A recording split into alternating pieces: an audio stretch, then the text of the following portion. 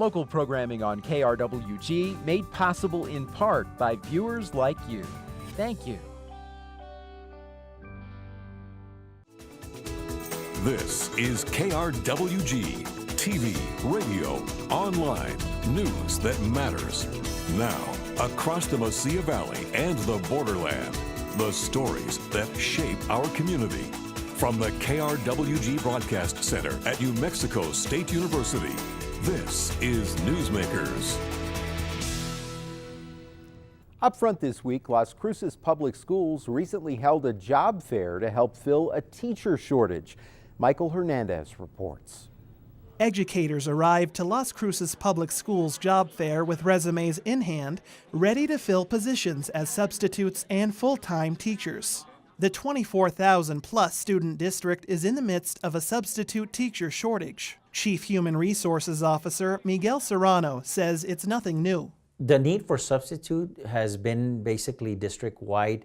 I don't necessarily want to say that it's one per school over the other one. It's just, for example, sometimes where the flu epidemic hit us hard in January, some teachers at some schools where there was more teachers sick than other schools. So it's not necessarily a one particular school issue.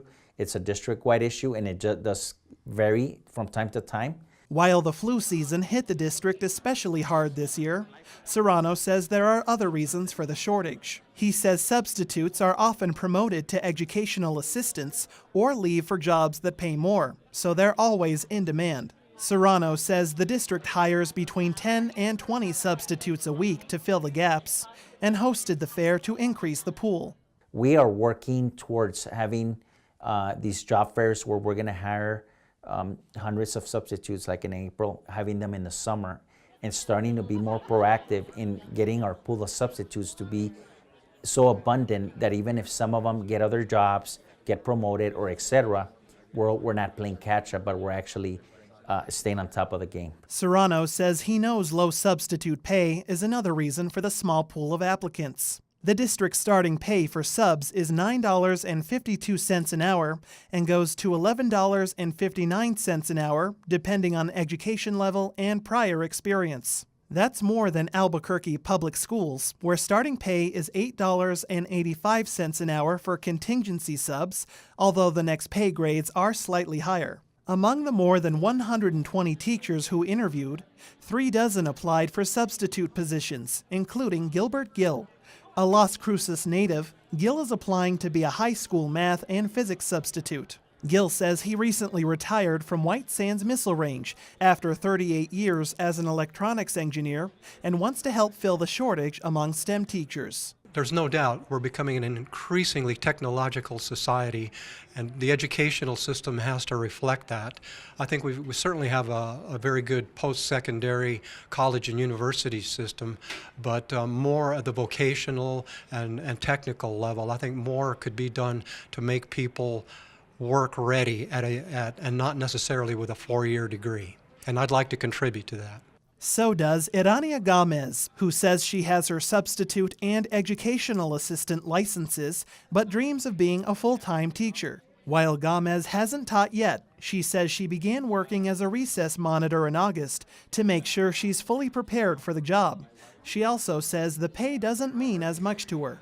To me, it's the experience with the kids because that's something that I enjoy.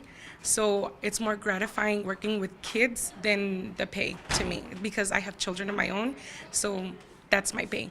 But Gomez, who likes math, says she knows she has bills to pay. I am fully aware that I need to pay my bills, you know what I mean? I'm fully aware of the pay. I think it should be a little bit higher because I don't know if, people are completely aware of the tasks and the energy that is put into teaching children. I think it's very overlooked. I do believe that it should be a little bit higher because a substitute teacher can do sometimes the same thing as a teacher normally can. Serrano says the district is looking at ways to increase substitute pay and is studying what other districts in the state pay their subs. Not that we want to structure our pay with what they're paying, but we want to see if the pay in our district is consistent to what other people are doing in the state, or if it's basically different. Serrano says some pay options include providing more incentives for substitutes with bachelor's and master's degrees or paying them a flat rate versus hourly. That's what the El Paso Independent School District does, where non-degreed subs earn $70 for a full day, while those with degrees make $80. While Gill says he doesn't need the pay, he says teachers who do need to be paid higher overall. There's a lot of teachers on strike across the nation, and I think they need to be heard. I think you get what you pay for, and I think we need to pay our teachers much better than we're paying them right now. Educators in several states are striking for higher pay. After weeks of protests in Arizona, Governor Doug Ducey proposed to give teachers a 20% raise by 2020. That may not be enough, as Arizona teachers recently voted in favor of a statewide walkout. For KRWG, I'm Michael Hernandez.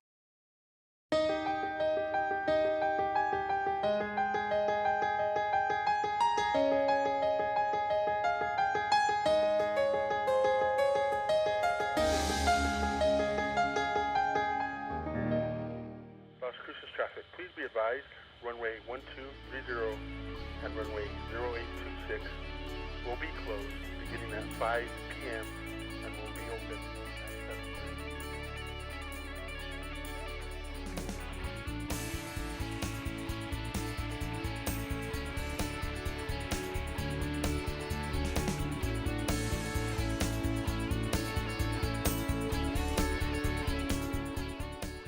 The EAA is the largest organization in the world that promotes recreational flying.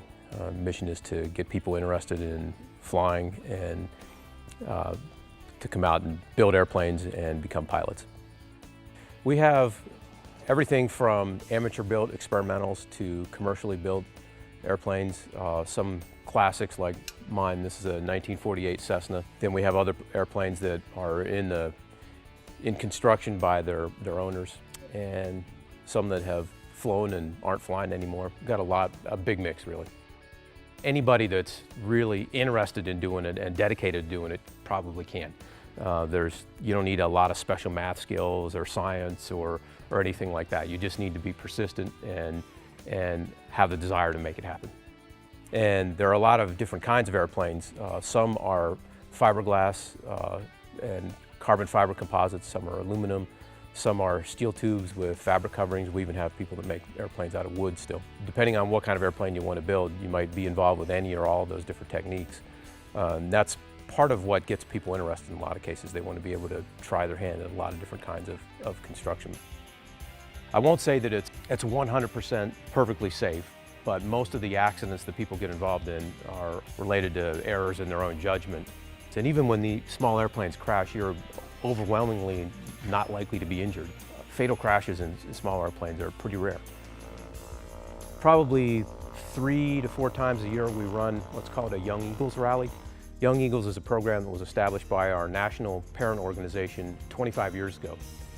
The idea was to get kids interested in flying, and what we do is we bring them out, talk to them a little bit about how airplanes work, take them up for a ride. Doesn't cost anything. Most kids will get a chance, if they fly in an airplane like this, they'll get a chance to get on the controls and learn how the airplane flies, and they enjoy that. The program started back in the 90s as a national organization, flown over 2 million kids. Most of the kids who have flown do not go on to become pilots, but most of the people who do become pilots now in the United States did fly in the Young Eagles program at one point or another. So it's been pretty successful in becoming the avenue that gets people interested in aviation through and to go on to become pilots. Those of us who do it think is fantastic, and we really can't understand why everybody doesn't want to do that. It's always a surprise to me when I talk to kids and ask them, hey, would you like to learn how to fly? Oh, no, that is hard for me to understand. We got to fly an airplane. The fastest we got, I think, was 138 miles per hour. How did that feel? It felt like we were going the speed of a snail, to be honest. You scared? At first I was, but it has helped me get over my fear of heights, so that's a plus. I was excited. Would you do it again? I would do it again, actually, which I already did today. Uh-huh. So Was it scary? No, not really. The first time I did it, it was kind of scary, but now that I've done it again, it's not really scary that much. So we're on the east side of Las Cruces International Airport. It's very easy to find this hangar because we have huge letters on the outside that say EAA 555. And we probably are one of the most busy areas on the airport. If you're involved in recreational aviation, most people are going to kind of hang around this area. So we tend to have a lot of people, especially on the weekends, in and out of the hangar, coming out to fly, coming out to see what we're building, that sort of thing. Our website is 555.eaachapter.org. We also have a Facebook page. Just look up EAA Chapter 555. We're already talking about what else we might do. We're going to build some other airplanes. Possible that 10 years we might have 3 or 4 more new airplanes that were built right here. And I just welcome everybody to come out and meet us and take advantage of what's to offer here.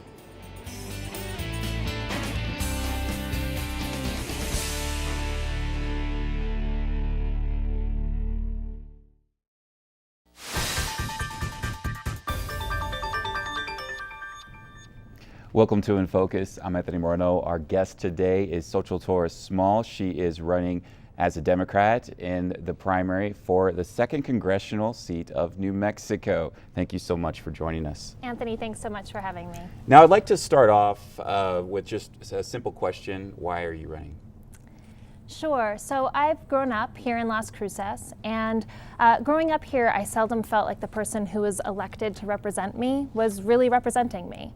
I didn't feel like I had a voice. I didn't feel like my family had a voice, and I certainly didn't feel like my community had a voice. And, you know, things have just gotten worse in terms of Washington. People are becoming distracted by issues that really aren't affecting their constituents. They're also allowing polarized views to really hamper solutions. And, you know, I have experience working for Senator Udall and now as an attorney finding solutions and crafting those. So, for example, when I worked for Senator Udall, a constituent approached me because there was a government agency that wasn't fulfilling its agreement to create riparian habitat along the Rio Grande. And so I brought folks together. There'd been an agreement between farmers and conservationists and the government to create these spaces. And there were plenty of excuses that could have been made. You know, this was too polarizing of an issue. Folks, they couldn't get the right land. But instead, we just made sure that we were meeting and talking and finding solutions to those issues. And so I have experience doing that, and it's time to bring that to Washington. I mean, you know, you brought up one issue. You've worked with water issues as an attorney. You know, you've been heavily involved with that. And what are some of the other issues that you feel are extremely important that people are facing here in the 2nd Congressional District? Absolutely. So being from here and choosing to live here now, it's important to me that everyone has an opportunity to reach their dreams right here in New Mexico. So that's the lens that I'm looking through everything in. And what that means is that people are healthy. So they have access to affordable health care no matter who they are, if they live in a rural community, or to have the access to the specialists that they need, or not to have to wait online if they're a veteran to get through to the VA. So there's multiple. What health means is a lot of things depending where you are in the region, but working with Senator Udall and making sure that people had access to that health care is incredibly important to me. Also education. So in the federal government, we invest in early childhood education through Head Start and making sure that those funds get used here locally. Also job training is part of education, making sure that we're working with business owners and colleges as well as K through 12 schools to really prepare students for the economies of the future. And then lastly, that leads right into jobs and making sure that we're building on our diverse district to take advantage of the economic development opportunities that we need here in New Mexico. I want to talk about those things you just brought up. You mentioned Head Start, early childhood education. What do you think can be done in Congress to really address that situation here in New Mexico, which some have said may not always be on the same page with the federal government? Well, that's why it's important that we're working together as a team. When back when I worked for Senator Udall, it was essential that we were coordinating both within the federal delegation and also with the state government. And so making sure that the funding gets delivered from the federal government, and that then we're working with communities to leverage that. Okay, now once again, being able to have a trained workforce, what are some of the things people in Congress can do to help folks in the 2nd Congressional District so that they can ensure that they have the right job training? So one of the areas that I covered was working with Silver City when Freeport-McMoRan jobs dramatically decreased in the mining industry there. And so it was about coordinating, bringing the right people on the ground, because there's federal resources to retrain individuals who need access at that time. And so it's making sure that those resources actually get used on the ground. And that's one of the things I love about the role in federal government, is that you're making sure on the ground things are happening. It's not just about the legislation that gets passed, but also that it gets implemented here in New Mexico. Now, developing the economy in the 2nd Congressional District, what do you see are the opportunities and the challenges in doing that in the 2nd Congressional District? So one of the things I love about this district is how diverse it is.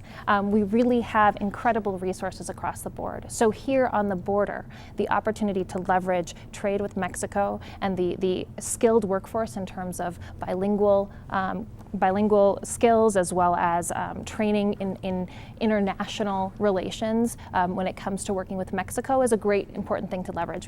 We also have great land resources, and having Wismar here, we have incredible opportunity with airspace.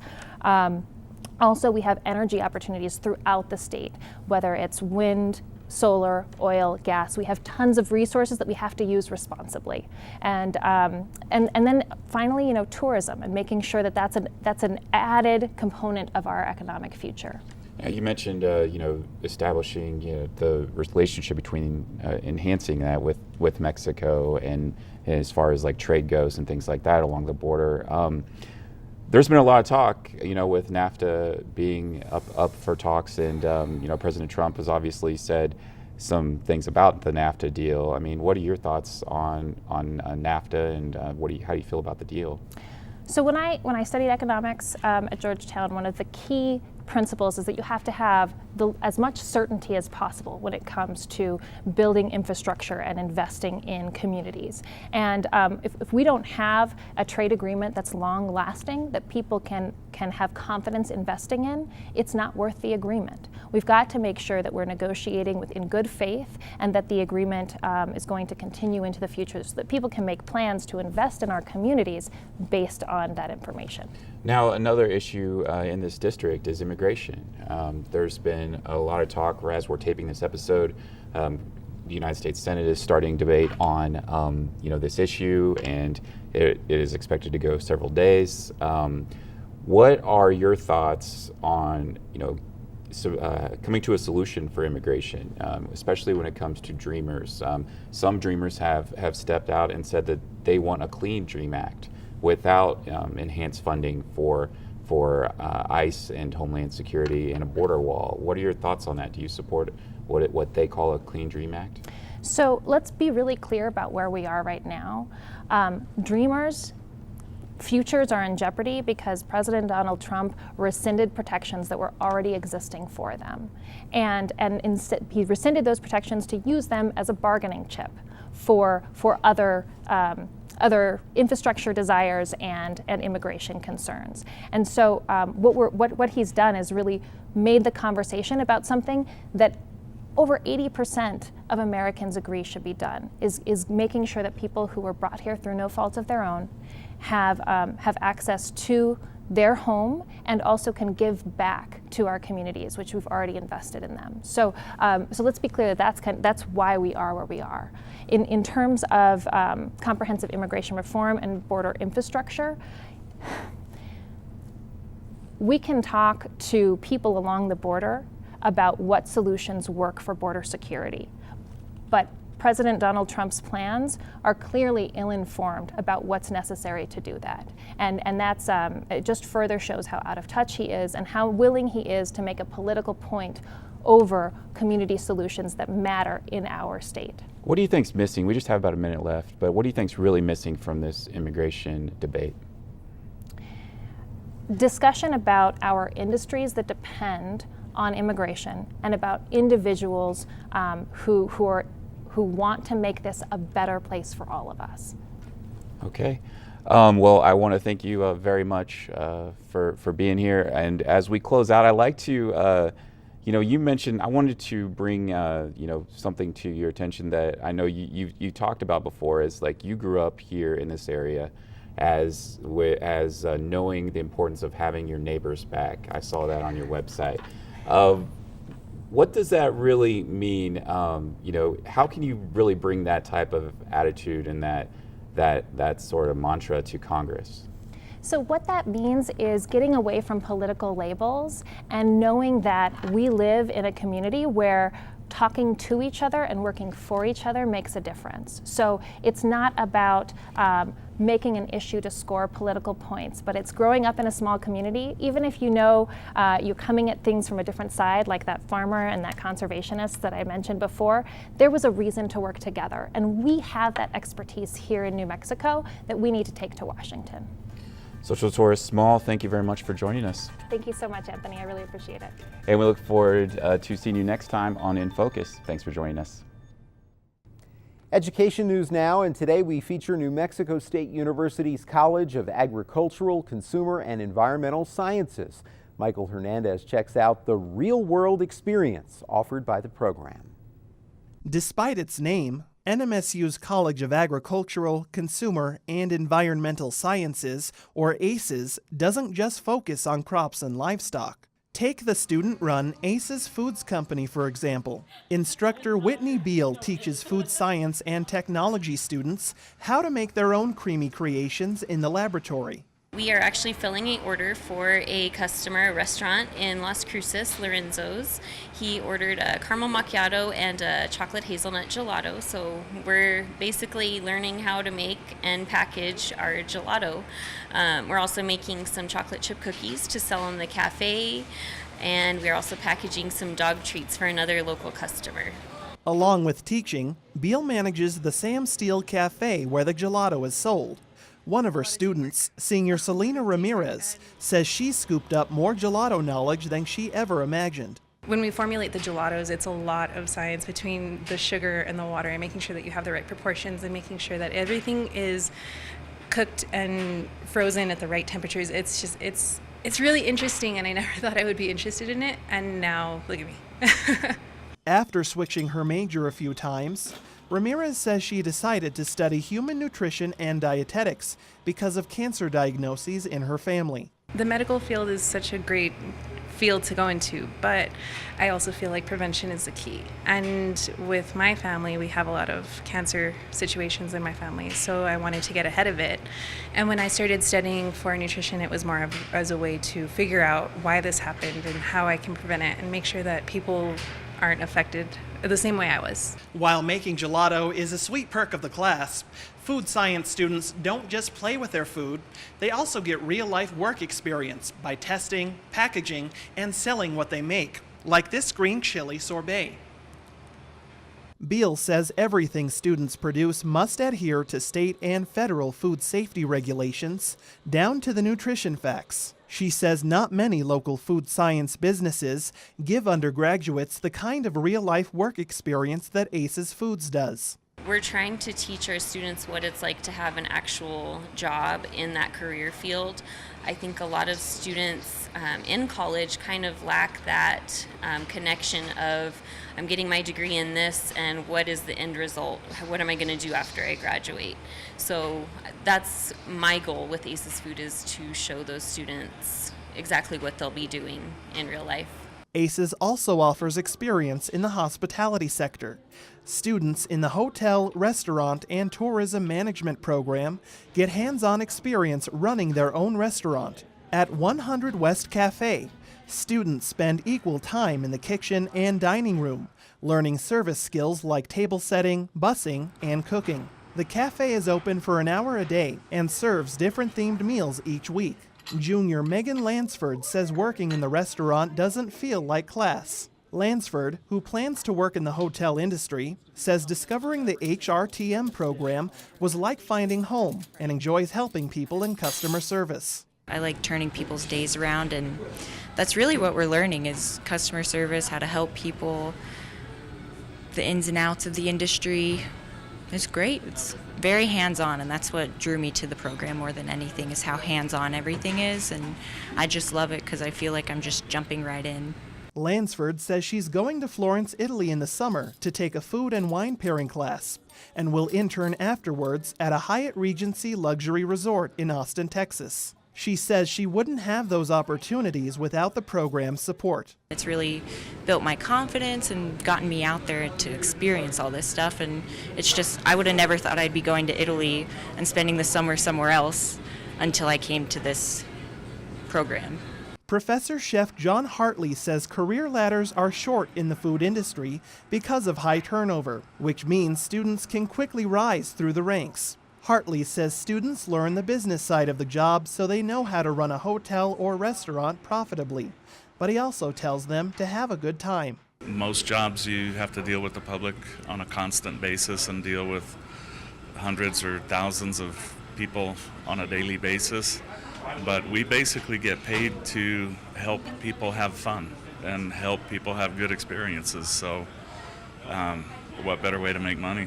When it comes to food science, Beal agrees. I just really like it because I was really interested in nutrition, and I just felt like I was kind of running into a brick wall in that area. I just wasn't good at convincing people what to eat, and so I just want to make people happy with the type of food that we can offer, and gelato, there's no better way to make people happy than with something sweet. For these students, finding a career in what they're passionate about is just as sweet. For KRWG, I'm Michael Hernandez.